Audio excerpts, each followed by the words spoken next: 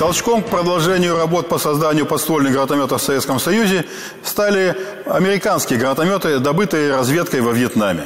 В СССР был объявлен конкурс на создание нового подствольного гранатомета с осколочным выстрелом к нему.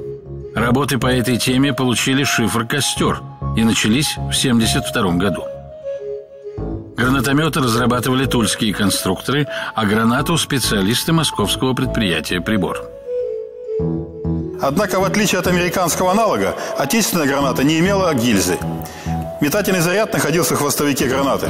Это позволило значительно повысить боевую скорострельность. Не надо было извлекать стрелянную гильзу, а для продолжения стрельбы необходимо было дослать гранату в ствол.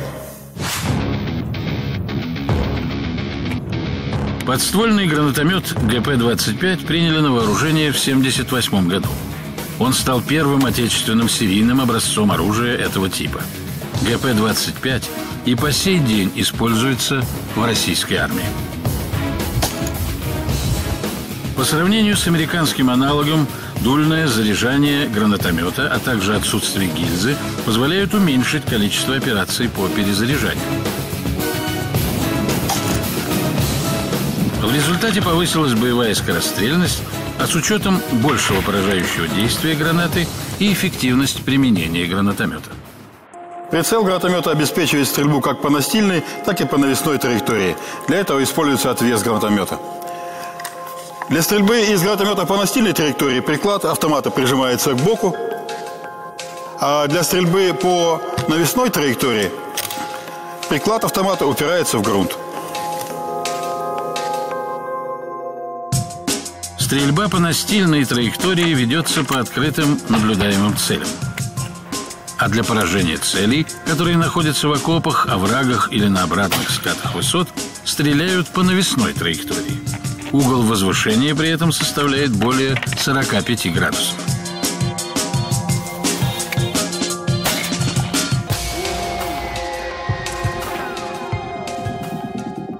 Гранатомет ГП-25 имеет нарезной ствол, а на корпусе гранаты сделаны выступы, которыми она входит в нарезы. При выстреле граната, двигаясь по стволу, начинает вращаться. Вращение необходимо для стабилизации гранаты в полете. При выстреле из подствольного гранатомета автомат испытывает большую нагрузку. Со временем отдельные детали и узлы оружия, особенно ствольная коробка, могут деформироваться. Поэтому, когда настрел гранатомета достигает 400 выстрелов, автомат, на котором он закреплен, тщательно проверяют. Для отечественных подствольных гранатометов создан целый спектр гранат самого различного действия. Головным разработчиком этих боеприпасов является Федеральный научно-производственный центр «Прибор». С помощью специалистов этого предприятия мы решили провести несколько экспериментов, чтобы показать действие различных гранат.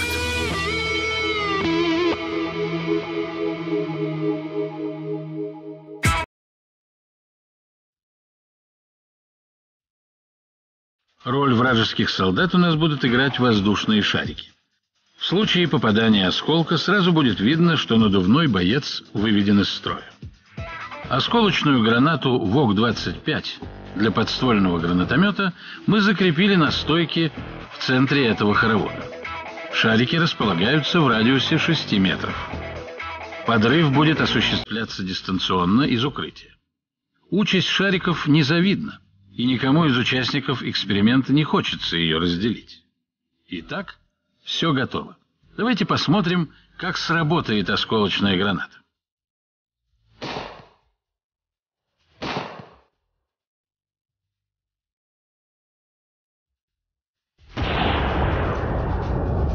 Из 60 шариков уцелели всего 4.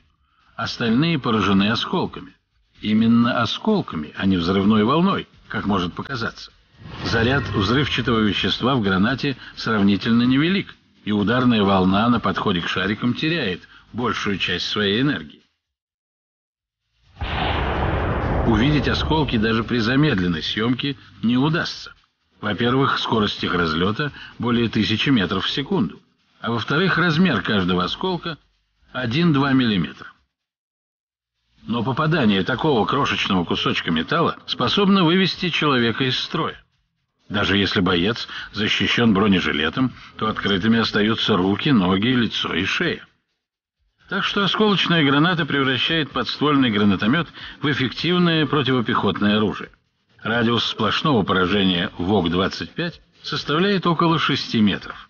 Это означает, что в этой зоне живая сила будет выведена из строя.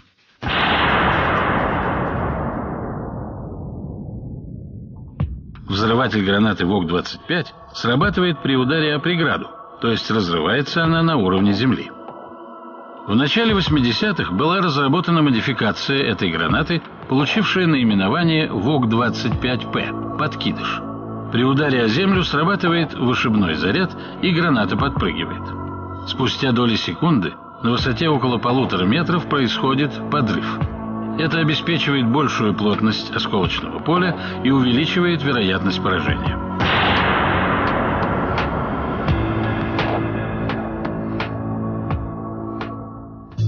После осколочной мы решили провести аналогичный эксперимент с фугасной гранатой ВФГ-25.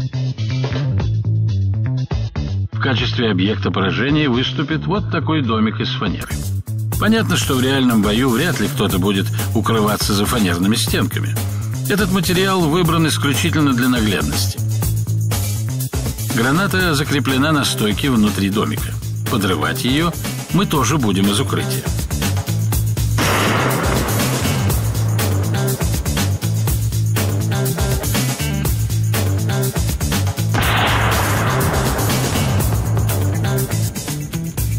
Поражающее действие фугасной гранаты – ударная волна и очень громкий звук. Такая граната способна вывести из строя живую силу в радиусе 10-12 метров. ВФГ-25 позволяет поражать противника как на открытой местности, так и в укрытиях полевого типа. Но наиболее эффективна фугасная граната в помещениях, от нее не спрячешься. Кроме того, при взрыве образуется и осколочное поле. Это дополнительный поражающий фактор фугасной гранаты. Действие осколков в этом эксперименте хорошо видно на фанерных стенках, разлетевшихся вокруг. Но из-за того, что оболочка фугасной гранаты дюралевая, а не стальная, как у осколочной, фрагменты корпуса легче и обладают меньшим убойным действием.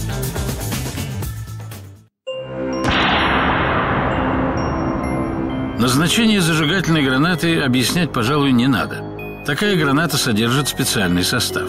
При взрыве он воспламеняется и горит. Температура горения элементов достигает 2000 градусов. Поэтому если в зоне действия взрыва такой гранаты окажется что-то горючее, то там наверняка начнется пожар. Как говорится, дыма без огня не бывает. Но для того, чтобы поставить дымовую завесу, не обязательно разжигать огонь. Можно применить дымовую гранату. Но ее можно использовать не только для создания дымовой завесы.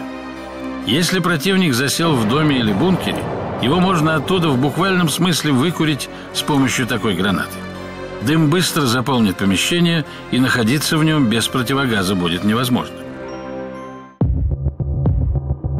Для подствольных гранатометов разработаны и другие гранаты: осветительные, светозвуковые, термобарические, учебные и инертные. Таким образом, ГП-25 стал многоцелевым комплексом, позволяющим решать самые различные боевые задачи.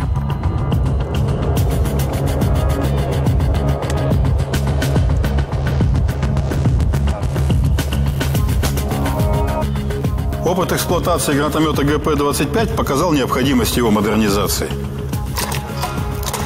В Туле в 90-х годах были созданы гранатометы ГП-30, а затем и ГП-30М. Основное внешнее отличие этого гранатомета от предыдущего – перенос прицельного приспособления с левого на правую сторону. Целиться из гранатомета стало значительно удобнее.